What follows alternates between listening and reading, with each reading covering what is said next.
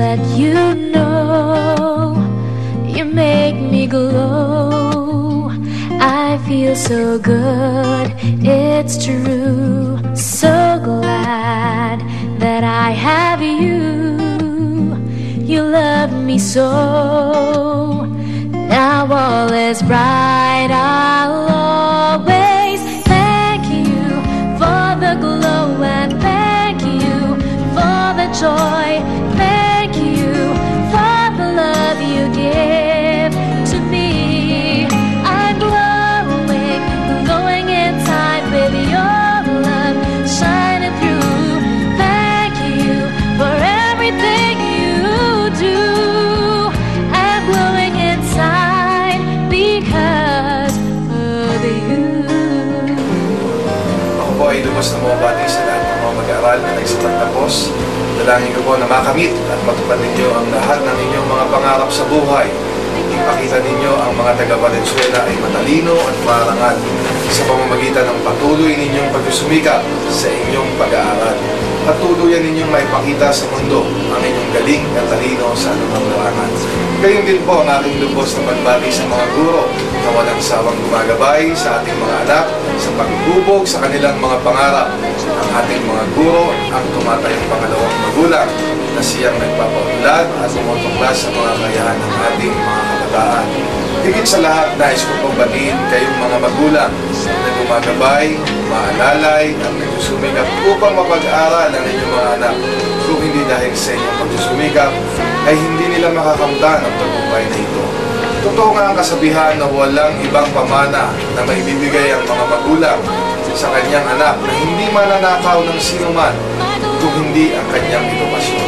Mabuhay kayong lahat at ipagpatuloy natin ang pagtutulong-tulong upang makalikha ng mga kabataan na magiging kaagapay natin sa ating mga buhay at sa ating bayan. Maraming salamat po at magandang araw sa inyo lahat.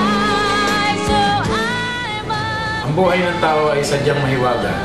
Bawat bahagi nito ay may simula. Gayon din naman lahat ng bahagi ay may katapusan. Sa pagkakataong ito, ang isang yugto ng iyong pag-aaral ay magtatapos, ngunit may panibagong bahagi naman ang magsisimula.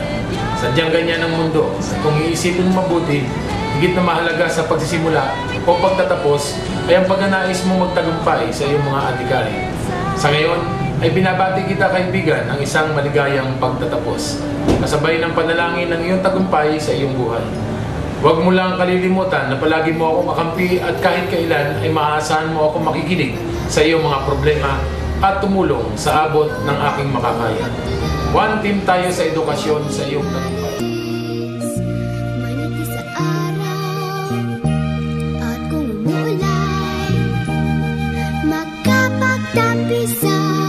Malayang daigdig ng kawalang malay.